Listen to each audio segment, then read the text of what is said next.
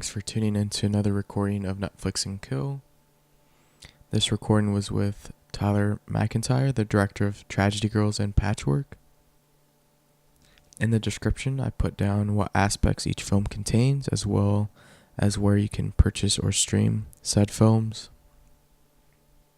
There's also a supplemental material section in the description. The interview is more on Tyler's personal preferences for horror, as well as a few questions in regards to Tragedy Girls. In terms of finding more information about Tragedy Girls, I highly recommend you listen to the Blumhouse Shockwaves podcast episode with Tyler and Chris Lee Hill. Or, and most importantly, purchase a copy of Tragedy Girls, which has a commentary track. I hope you enjoyed the interview, and thank you, Tyler, for letting me interview you.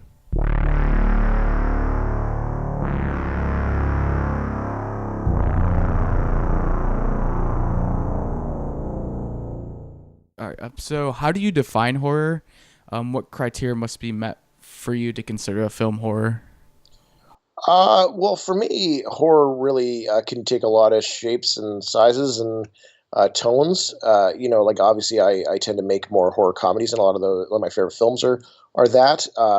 But there, for me, like things being horrific aren't necessarily tied to just like what I would consider like horror movies and like categorized in the horror section. Like a lot of thrillers have horrific things in them, and a lot of like really dark comedies have those, and even some action movies have things that I consider like pretty horrific. But for me, I think it's just, like once you get too into like tech-based stuff, or like kind of like too hard with the science, or then you're obviously more in sci-fi territory for like Yeah. in regards to movies. And if you kind of, this isn't the most fashionable guy to quote these days, but Roman Polanski had some thought about like, it's not really a horror movie, or if you don't kind of like show the end of the punchline of the horror, if you don't actually get to the scare or the kill or whatever it is. Whereas thriller is all about like building that dread, and even though they're quite similar in a lot of ways, like functionally, I tend to like horror movies and like that things that kind of deliver on horror. But it's such a diverse genre that there's a lot of different worldviews that go into it. All right, perfect. All right, and then in terms of why do you watch horror films? Is it the catharsis? Is it to feel sympathy for the other, empathetic, nostalgia, special effects? Well, I mean, I don't know. It's just kind of been part of my my whole consumption growing up, but I suspect it's mostly just to find a way to confront your fears safely and kind of think about different situations without actually having to be in them and make those decisions. And so, yeah, so I think it's just a way of getting over your fears. Yeah, like a roller coaster ride, for sure. Yeah, well, I mean, yeah, it's definitely, there's some enjoyment to it as well. And then, so I watched an interview with you with William Bibiani, and you mentioned slasher was one of your favorite subgenres, and then you mentioned horror I mean, what are some other preferred horror subgenres and why? Well, I mean, yeah, like, I mean, for me, literally, I tend to like slashers as opposed to supernatural movies. Like, just because even though there's obviously ones that cross over, like Nightmare on Elm Street or something like that. But just because I like things that are grounded, like I like things that in theory could happen, because uh, supernatural things I don't find scary. Like haunted house movies are probably my least favorite subgenre, uh, just because they are extremely difficult to pin down. Like, so something that doesn't have the supernatural and therefore doesn't have rules, or the rules are kind of wishy-washy, like they don't, like when I first saw The Conjuring, like I thought it was like the most like well-made movie that I didn't like. Yeah, it was just like like because James Wan is so fucking clever in the way he chases everything, and a lot of those scares are great, and the characterizations are cool, and all that whole cast is great. But like I just could not get on board with like with like the rules of the game. And I find that slashers are like, it's the rules of life, like it does rely to a certain extent on physical reality, and it's a crime story to some degree. For sure. All right.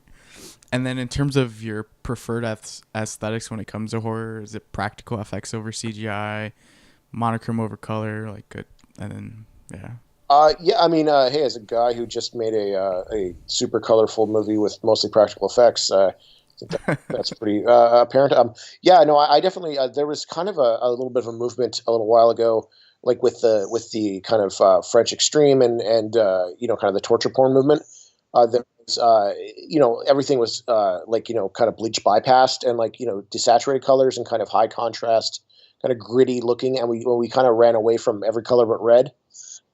And that was not really what I like. Like I prefer, there to be color in life and in photography, and I think you can do a lot of in that. And so I like a diverse palette, and so especially for something like Tragedy Girls, where we had our main characters are kind of younger, kind of bubbly characters, and we wanted their world to be full of color. And so, I think it comes from the story, and you can, whereas like I saw a movie, Eyes on My Mother. Do you see that? Yes. Yeah, like obviously chosen to be done in monochrome and has very like a very simple aesthetic and very confident compositions, and that works for that film and builds dread in a very specific way. And so I think you just have to kind of pick what fits your story. Whereas but I definitely, I mean, I grew up in the 90s and really saw that change from practical to CGI, and I really feel like practical effects carry us a long way. And you still use obviously digital effects to do a lot of things, but I think you have to be so clever about it and not try and push it beyond your means. And I think some people do that very well. Like I think a lot of that transitional work that was done by like James Cameron and Steven Spielberg, with like Terminator 2 still holds up, even though that CG was done in 1991 and 92.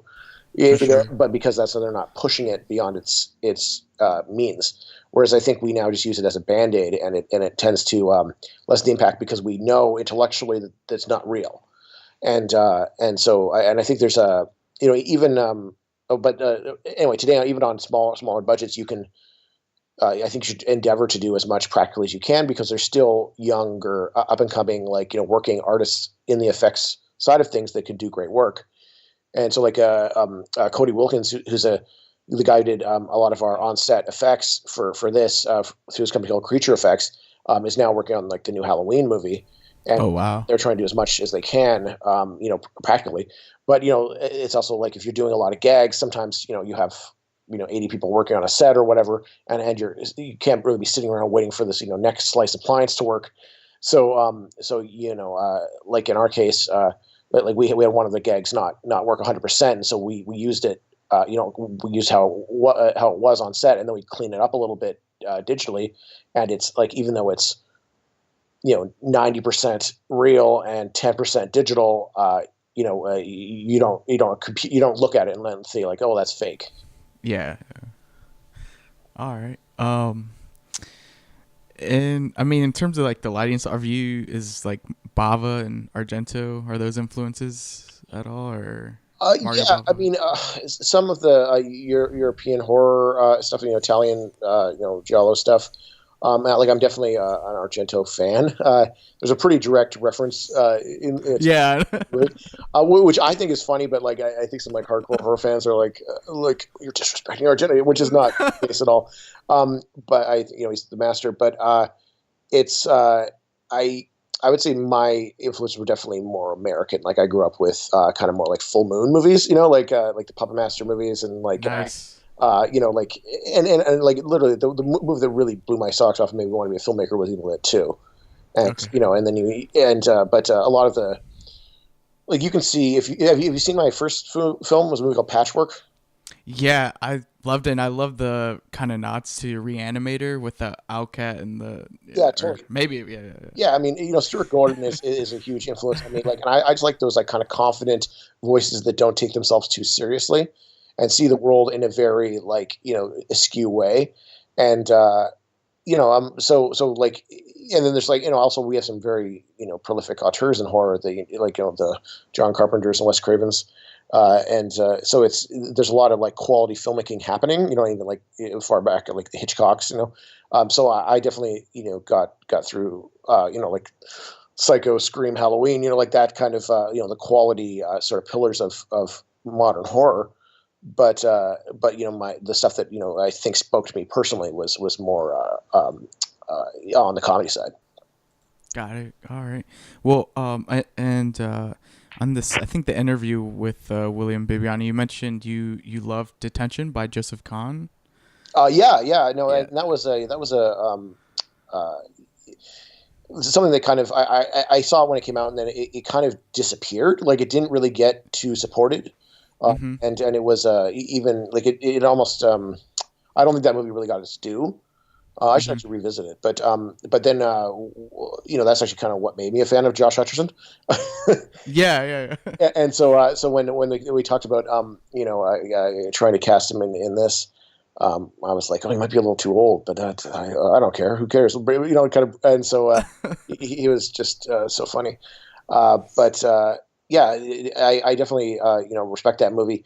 But I think part of its what have kind of happened with it was similar to like Scott Pilgrim, which is one of my favorite movies, where it's so aggressively edited and such a modern like rhythm to it that it almost like alienates a lot of the audience who's like not ready for it or not 100% on board, or even just casually watching it, like demands like you have to pay attention.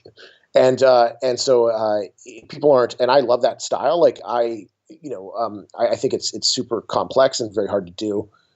And but I thought if I might put myself in a kind of a precarious position if we went that hard for it. And so we decided to kind of do, a somewhat less aggressive version of that. And so one of our touchstones was this movie called 3 O'Clock High. Yeah. Have you seen 3 O'Clock High? No, I just remember you mentioning it. Yeah, it's and so it's great. And so that has like just it was shot by Barry Sonnenfeld and has this like, quite interesting. It's not as aggressive rhythmically, but has very creative camera choices. And so we wanted to kind of preserve a feeling of that, but not be quite as not go overboard. So that we could, in theory, get more people to the party. Yeah, Detention's definitely alienating. Yeah, no, but again, like brilliant, like technically extremely hard to pull off, and like that's why I respect it so much. It's just like technically is quite proficient and just amazing. Yeah, I loved it. All right, I guess since you mentioned 3 O'Clock High, are there any other works that could be supplemental to like the viewing of Tragedy Girls at all? Yeah, I mean, I definitely think my dream is one day we can get it up there with a double feature of this and Jawbreaker, which Okay. I think would be kind of it's a very underrated kind of high school kind of dark comedy from the late '90s with Rose McGowan in it, and we actually have the same casting directors from this movie as well as and they also cast Jawbreaker and Scream. So we kind of knew we could sort of build a teen ensemble with that same sensibility. And yeah, I mean, beyond that, I mean, I think this might pair well with like Prom Night 2, which I mentioned the other night on Shockwaves, another podcast or a horror podcast. Yeah. But yeah, those were kind of some of my personal references. But you could, I think it would go well with a lot of things. Something a little bit more contemporary, maybe Better Watch Out, which is Nice. Chris Peckover and I became good friends as we played together at Fantasia. But we've been saying for a while that would make a good double feature. All right. I guess the last few questions, and you kind of mentioned the festival. I mean, Tragic Girls opened at South by Southwest, and I mean, are you a fan of like? Have you been to like Fantastic Fest at all or anything like that? Or Well, yeah, I haven't been to Fantastic Fest, but I know quite a few people who kind of go to that. I've always wanted to, but like it's a kind of a even though they screen quite a disproportionate number of movies. Like they screen quite a few movies for how size of the festival. It's just the timing's never quite worked out because by the time like Patchwork premiered, by the next Fantastic Fest, it would have been like 11 months later, or something pretty long in the tooth, and it's a lot harder to get programmed, close to your VOD release, and after you've played a lot of festivals. And whereas with Tragedy Girls, we'd already played Austin because South by Southwest is also in Austin. Yeah. So there's very few films that get repeated between those two. Whereas often films that play like you play Midnight at Sundance, you can also play Midnight at South by Southwest sometimes. So they make some of those exceptions, but by that point we were already hitting theaters and stuff, and when Fantastic Fest was happening. Cool. All right, yeah, I was lucky enough to watch it at a theater, so that was awesome. Oh, I guess, yeah, to end it, I guess podcasts, you mentioned Shockwaves. Is there any other genre or film-centric podcasts you would recommend or you're a fan of? Yeah, I mean, I am a big fan of Shockwaves, and a lot of filmmakers or writers specifically read script notes, or sorry, Jesus, watch script notes, or watch, no, listen to, skip, there's the word. Listen to John August's podcast, which is awesome. So those are kind of my two go-tos. I listen to a lot of true crime podcasts, like Generation Y is a big one for me, and Up and Vanished up until recently. So yeah, those are kind of what monopolizes most of my time. All right, cool. And then I guess to end it here is, what was the most memorable kill that you got to work on, either on Patchworks or Tragedy Girls? Ooh, I would say my probably the one that I kind of had the most fun with was when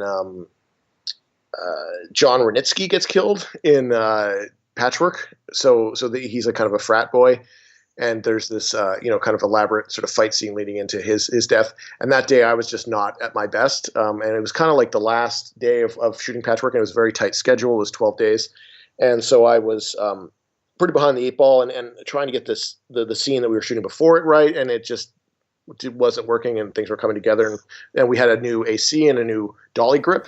So they were just not in sync, and it was just a very. I was just like, "Oh my god, I'm screwed." And then Pavel, who's my cinematographer, was like, "Let's step outside." So we kind of went for a walk for a couple minutes and calmed down, and came back in and got the shot. And then once we got to that death scene, it was just like John Renitsky, so funny, and he was ended up after our movie going on to SNL, and I think he just did a really he brought a lot to that moment, and just made it very like he just really ramped up the absurdity of it, and it just ended up with some really kind of funny moments, like when she's like, "Say it," and he's like, "I love you," and it's just so funny. I think he really brought good energy to it. So that's that has a good place in my heart. All right, and then where can people find you at?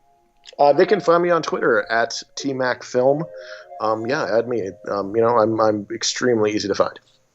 Thank you so much, Tyler. Hope you continue to prosper. It sounds awesome that you're friends with Chris Peckover. He's a good guy. Have you had him on here yet? No, I'll try. Yeah, you should think about it. He's hilarious. Thanks so much for having me on. All right, bye. Thank you. Again, thanks for tuning in. Do what you can to support Tragedy Girls, whether it's purchasing a physical copy, purchasing a digital copy, or renting it. Bye.